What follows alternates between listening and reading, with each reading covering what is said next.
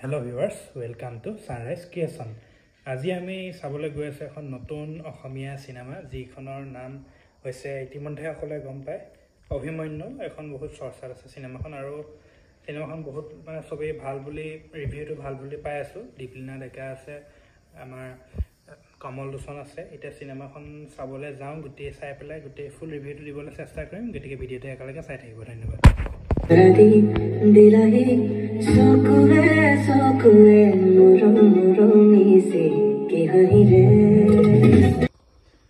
ইতিমধ্যে চাই আহিলো আমি অভিমন্যু চলচ্চিত্ৰখন চাই আহিছো আৰু সিনেমাখনৰ এটা ৰিভিউ যদি কথাটো মই ক'বলৈ যাওঁ তেনেহ'লে সিনেমাখনৰ মানে বহুতখিনি সিনেমা অসমীয়া সিনেমা এতিয়া বহুত কেইখন চাইছো।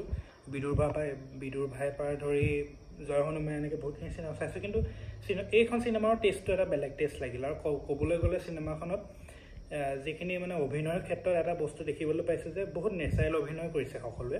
দীপলিনা ডেকা হওক বা কমল লোচন হওক, তেওঁলোকৰ অভিনয়বিলাক বহুত নেচাৰেল লাগিলে। অকল তেওঁলোকে নহয়, বাকীখিনি মানুহে যিখিনি কলা কুশলী আছিলে সকলোৱে বহুত ধুনীয়া অভিনয় কৰিছে। তাৰ বাহিৰে যিখিনি টেকনিকেল কাম হওক, একশ্যন হওক, কিবা হওক, সেইখিনি বহুত ইম্প্ৰুভ হৈছে, সেইখিনি ভাল লাগিছে। ৰাজেশ কান্দান আহিছে, তেওঁ চাউথৰ পৰাই একশ্যনৰ কাৰণে। আৰু বাকী জুবিন গাৰ্গৰো অকণমান সৰু কেমিঅ' এটা দেখিব পোৱা যায়, 2 মিনিট মানৰ কেমিঅ' এটা পোৱা যায় দেখিবলৈ। আৰু গানটোত তেওঁ ওলায়।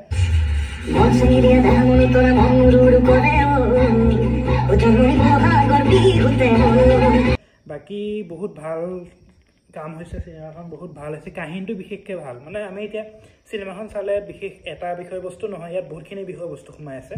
মানে ধৰক অসমৰ এটা জ্বলন্ত সমস্যাৰ পৰা ধৰি মানে বহুতখিনি বস্তু সোমাই আছে। এতিয়া নকওঁ কি সোমাই আছে।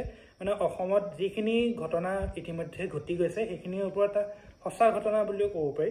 সেই তাৰ পৰা আধাৰিত চিনেমা। আৰু তাৰ লগতে অকল সেইটোৱে নহয়, আমাৰ দৈনন্দিন জীৱনটো কেনেকুৱা, মানে জীৱনটোৰ লগত সংগতি ৰাখি কাহিনীটো মানে লিখিছে।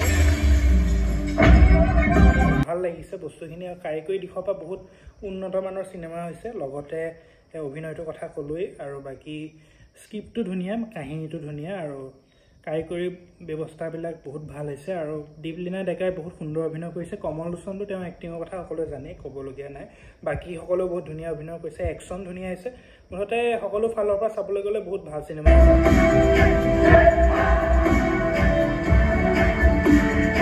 মানে আমনি নালাগিলে চিনেমাখন চাই। কিছুমান চিনেমা আমাৰ এনেকুৱা হয় যে ধৰক অলপ দেৰি চাই মাজতে অলপ আমনিও লাগে, কিন্তু চিনেমাখনৰ অকণমান ফাৰ্ষ্ট 5 মিনিটমান আমনি লাগিলে, তাৰপিছত অকণো মানে 1 ছেকেণ্ডো আমনি নালাগিলে চিনেমাখন। গতিকে মই আৰু বিশেষ ক'বলৈ নিবিচাৰোঁ। অলৰেডি যোনসকলে চাইছে সেই তেওঁলোকৰ পৰা জানি পেলাই চিনেমাখন আমি চাবলৈ আৰু আগ্ৰহী হৈছিলোঁ।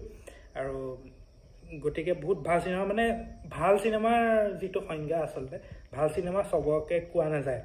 এতিয়া এইখন মানে ক'বলৈ গ'লে এখন ভাল চিনেমা।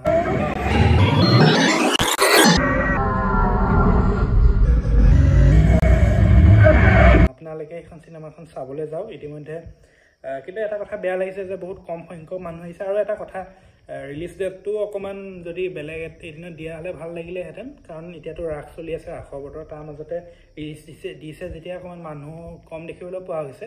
তথাপিও ভাল লাগিলে। মই এটা কথাই ক'ম যে আপোনালোক আহক, অভিমন্যুখন চাওক। আৰু বহুত এনেকুৱা অলৰেডি বহুতখিনি চিনেমা গৈছে, কিন্তু অভিমন্যুখন এখন ক'বলৈ গ'লে সঁচা অৰ্থত ভাল চিনেমা। আপোনালোকে চাবলৈ আহক। গতিকে এইখিনিয়ে ক'লোঁ। গতিকে ধন্যবাদ। অসমীয়া চিনেমাৰ জয় হওক।